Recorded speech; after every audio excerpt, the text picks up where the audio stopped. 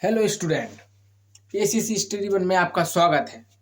आज अपन English grammar अंग्रेजी व्याकरण में प्रपोजिशन संबंध सूचक अवयव पढ़ेंगे, जिसमें आपको बताया जाएगा कि प्रपोजिशन संबंध सूचक अवयव है क्या, किस काम आता है।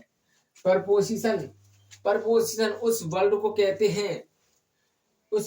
कहते हैं जिसका प्रयोग नाउन और प्रोनाउन के पहले होता है, जिससे यह प्रकट होता है कि वह नाउन है या प्रोनाउन।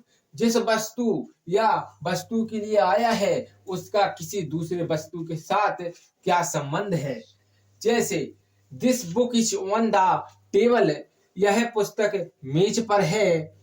इस वाक्य में ऑन प्रपोजिशन है, वह यह टेबल संज्ञा शब्द के पहले आया है। इससे यह प्रकट होता है कि पुस्तक टेबल पर है, अर्थात इससे टेबल का संबंध बुक से प्रकट होता है। इसका संबंध है बुक से प्रकट होता है।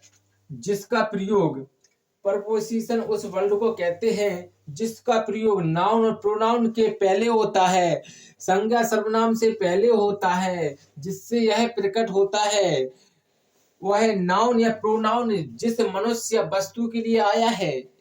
सर्वनाम और संज्ञा जिस मनुष्य के लिए या वस्तु के लिए आया है उसका किसी दूसरे वस्तु के साथ क्या संबंध है। यह पुस्तक मेज पर है, तो यह पुस्तक मेज पर है। This book is on the table, तो इस वाक्य में ऑन प्रपोजिशन है, यह टेबल संज्ञा शब्द है, पहले आया है। इससे यह प्रकट होता है कि पुस्तक टेबल पर है, अर्थात इससे टेबल का संबंध बुक से प्रकट होता है। यही काम करता है प्रपोजिशन संबंध सूचक अवयव कहलाता है। कैसे कहलाता है कि this book is on the table, यह पुस्तक मेज पर है, यह पुस्तक मेज पर है।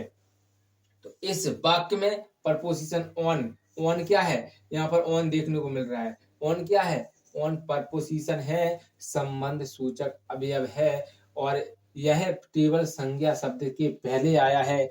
टेबल कब आया है, संज्ञा शब्द के पहले आया है, यानी कि इससे यह प्रकट होता है कि पुस्तक टेबल पर है, अर्थात इससे टेबल का जो संबंध है वो बुक से प्रकट होता है, और संज्ञा और सर्वनाम से पहले यहाँ पर ऑन लिखा हुआ है। यह पुस्तक मेज पर है, तो इस वाक्य में ऑन प्रपोजिशन है, यह टेबल संज्ञा शब्द के पहले आया है।